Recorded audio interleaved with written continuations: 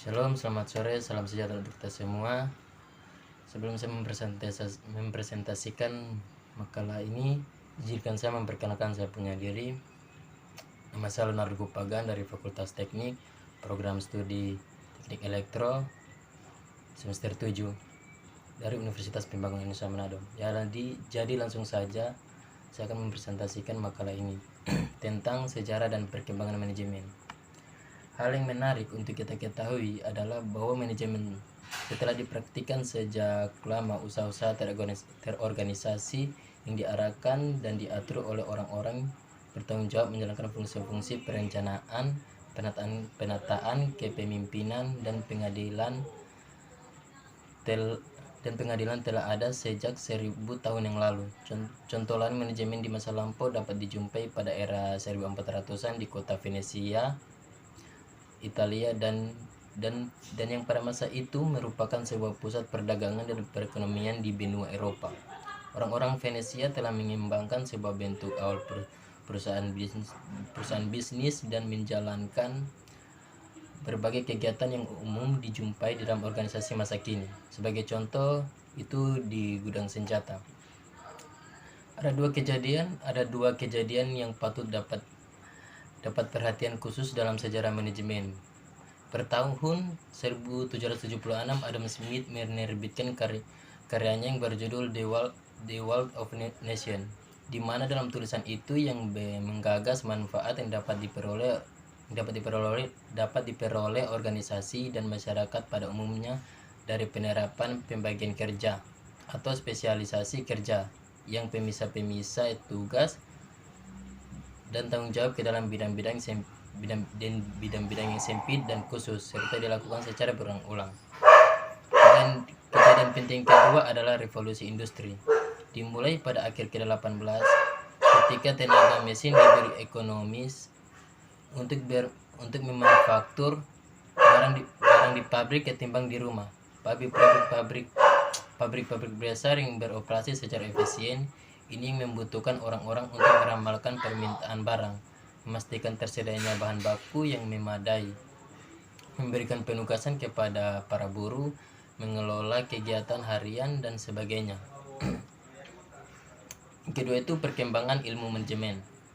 Di sini ada beberapa bagian tentang perkembangan ilmu manajemen. Yang pertama itu manajemen merupakan ilmu baru. Nah, salah satu bukti beberapa manajemen telah ada adalah dengan adanya bukti piramida di Mesir. Adanya bangunan piramida di Mesir menunjukkan bahwa pada zaman dulu telah ada serangkaian kegiatan yang diatur sedemikian rupa mengikuti tahapan-tahapan tertentu yang telah disiapkan sehingga bangunan piramida yang megah di tengah gurun pasir dapat menjadi decak kagum masyarakat di seluruh dunia dari dulu hingga kini. Di bagian kedua itu ada dua pionir dalam ilmu manajemen.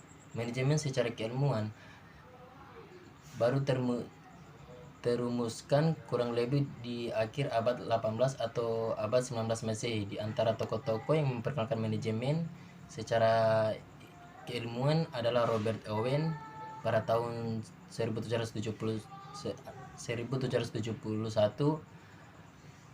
sampai 1858 dan Carlos Babbage 1972 sampai 1871. Ketiga itu ada kelompok pemikiran dalam ilmu manajemen. Nah, kelompok pemikiran dalam ilmu manajemen ini terbagi menjadi dua. Yang pertama itu kelompok pertama, perspektif manajemen klasik. Yang kedua itu kelompok manajemen ilmiah ini atau scientific. Yang ketiga, evolusi teori manajemen. Seperti diketahui, ilmu manajemen berkembang terus hingga saat ini. Ilmu manajemen memberikan pemahaman kepada kita tentang pendekatan atau tata cara penting dalam meneliti, menganalisa, dan memecahkan masalah-masalah yang berkaitan dengan manajer. Oleh karena itu, masalah ini berisikan uraian tentang perkembangan evolusi teori manajemen dari masa ke masa. Selain memberikan gambaran bagaimana aliran pikiran masa lalu, diharapkan tulisan ini dapat memberikan sumbangan terhadap ruang lingkup dan perkembangan ilmu manajemen. Pada perkembangan peradaban manusia, ilmu terbagi dalam tiga kelompok. besar, yaitu pertama itu ilmu yang mempelajari setiap seluruh gejala, bentuk dari eksistensinya yang erat, hubungannya dengan alam beserta isinya, dan secara universal mempunyai sifat pasti dan sarana serta tidak dipisahkan oleh ruang dan waktu, disebut ilmu eksakta. Contoh fisika, kimia, dan biologi. Yang kedua, ilmu yang mempelajari seluruh gejala manusia dan eksistensinya dalam hubungannya pada setiap aspek kehidupan yang terjadi dalam kehidupan masyarakat dinamakan ilmu sosial atau non eksakta. Misalnya ekonomi, politik, psikologi, sosiologi, hukum, administrasi, dan lain-lain. Yang ketiga itu ilmu humaniora, kumpulan pengetahuan yang erat hubungannya dengan seni, misalnya seni tari, seni lukis, seni sastra, dan seni suara. Lanjut, itu pendekatan sistem manajemen. Nah, pendekatan sistem manajemen di sini terbagi menjadi ada beberapa bagian, ada 5 pendekatan. Yang pertama itu pendekatan klasik. Nah, pendekatan klasik adalah kajian awal manajemen yang berfokus pada rasionalitas dan berusaha menjadi organisasi dan para pekerja berfungsi seefisien mungkin. Dua teori utama pendekatan klasik, yaitu pertama, manajemen ilmiah. Menurut Frederick Taylor, manajemen ilmiah adalah penggunaan metode-metode ilmiah guna didefinisikan satu cara terbaik menyelesaikan suatu pekerjaan. Di sini manajemen ilmiah terbagi menjadi 4 lagi. Yang pertama itu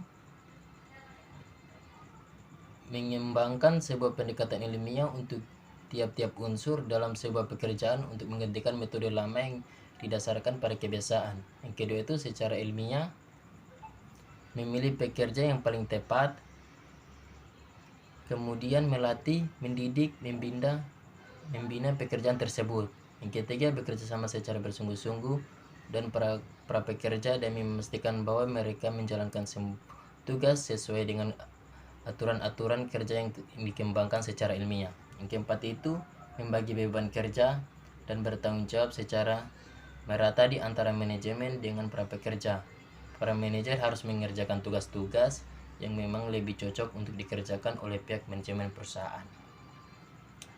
Yang kedua itu ada teori administrasium. Teori administrasi umum adalah teori yang lebih menitik berat tanpa ada apa yang dikerjakan seseorang manajer dan praktik-praktik manajemen yang baik.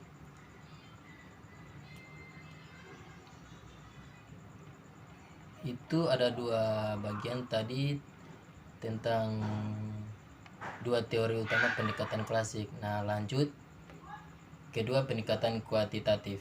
Nah, pendekatan kuantitatif adalah penggunaan teknik-teknik kuantitatif untuk membentuk proses pengambilan keputusan atau biasa disebut manajemen sains. Pendekatan ini melibatkan pengguna statistika, model-model optimasi, model-model informasi, simulasi komputer, dan berbagai teknik kuantitatif lainnya dalam aktivitas manajemen. Yang ketiga, pendekatan perilaku. Nah, pendekatan perilaku adalah bidang studi yang khusus mempelajari secara mendalam tindakan-tindakan atau perilaku orang bekerja dalam sebuah organisasi. Robert Owen merupakan pencetus pendekatan perilaku. Pendekatan kontemporer. Nah, pendekatan kontemporer adalah ilmu manajemen yang mempelajari hal-hal yang terjadi di lingkungan di luar batas organisasi. Pendekatan manajemen kontemporer terdiri dari 2 teori, yaitu pertama teori sistem. Nah, teori sistem adalah salah satu teori dasar dalam ilmu fisika yang di masa lampau belum pernah diterapkan dalam organisasi manusia. Nah, teori sistem di sini terbagi menjadi 2 lagi. Yang pertama itu sistem tertutup. Sistem tertutup itu adalah sebuah sistem yang tidak dipengaruhi dan tidak pula berinteraksi dengan lingkungan sekitarnya. Kedua, sistem terbuka. Adalah sistem yang dipengaruhi dan berinteraksi dengan lingkungan sekitarnya. Lanjut, pendekatan situasional. Pendekatan situasional adalah cara bagi sebuah organisasi untuk menghadapi atau mengantisipasi situasi-situasi yang berbeda yang membutuhkan cara pengelolaan yang berbeda pula. Di sini terbagi menjadi 4 tentang variabel situasional yang populer menurut Stephen Robbins. Yang pertama itu ukuran organisasi, yang kedua teknologi dan pekerjaan rutin, yang ketiga ketidakpastian lingkungan. Lanjut, pendekatan kontingensi. Pendekatan kontingensi ini dikembangkan oleh para manajer, konsultan dan peneliti yang mencoba untuk menerapkan konsep dari berbagai aliran manajemen dalam situasi kehidupan nyata. Mereka sering menemui metode-metode yang sangat efektif dalam situasi, tetapi tidak akan berjalan dengan baik dalam situasi lainnya.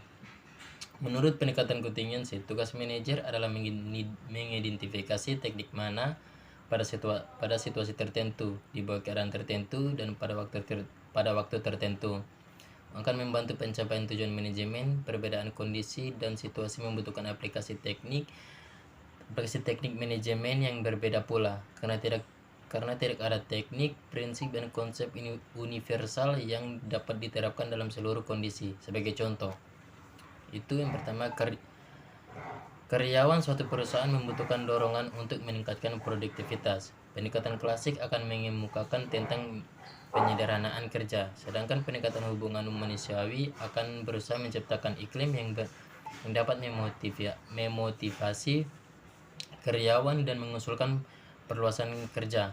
Dari kedua pendekatan tersebut, mana yang lebih baik? Nah, bila karyawan tidak terdidik dan kesempatan latihan serta sumber daya terbatas, maka penyederhanaan kerja akan merupakan penyelesaian yang paling baik. Tetapi bila karyawan terlatih dan kepuasan kerja adalah kebutuhan mereka, maka program perluasan kerja mungkin lebih efektif. Pendekatan kontingensi secara sederhana dapat dipandang sebagai suatu hubungan fungsional bila maka adalah variabel bebas dan maka adalah variabel bergantung. Dalam manajemen kontingensi, lingkungan merupakan variabel bebas, sedangkan berbagai konsep dan teknik manajemen yang mengarahkan organisasi untuk mencapai tujuannya berfungsi sebagai variabel tertentu. Nah, ada 3 bagian utama dalam kerangka konseptual menyeluruh untuk pendekatan kontingensi. Yang pertama itu lingkungan, yang kedua itu konsep-konsep dan teknik-teknik manajemen, yang ketiga itu hubungan kontingensi antara keduanya. Pemahaman terhadap hubungan-hubungan kontingensi ini memberikan berbagai pedoman bagi praktik manajemen yang efektif. Jadi, saya dapat menyimpulkan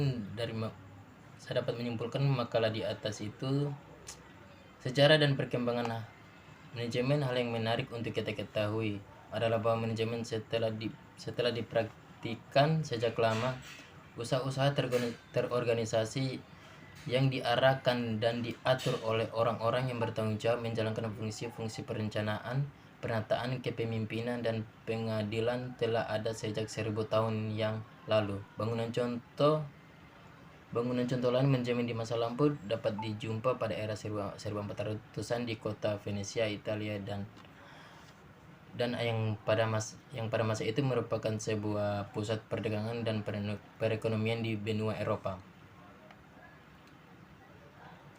Pada perkembangan peradaban manusia, ilmu terbagi dalam 3 kelompok besar, yaitu ilmu yang mempelajari setiap seluruh gejala, bentuk dan eksistensinya yang erat hubungannya dengan alam beserta isinya secara universal, mempunyai sifat yang pasti dan sarana serta tidak dipisahkan oleh ruang dan waktu, disebut ilmu eksakta, contoh fisika, kimia, dan biologi. Di sini Max Weber juga mengembangkan teori mengenai struktur otoritas yang disebut birokrasi, yaitu suatu bentuk organisasi yang dicirikan adanya pembagian kerja Pembi- Pembagian kerja yang jelas, hierarki kepemimpinan yang tegas, arahan-arahan dan aturan-aturan yang luas secara individu yang tidak bersifat pribadi. Mungkin itu saja hasil presentasi saya pada sore hari ini. Lebih dan kurangnya mohon maaf. Terima kasih, Tuhan Yesus memberkati.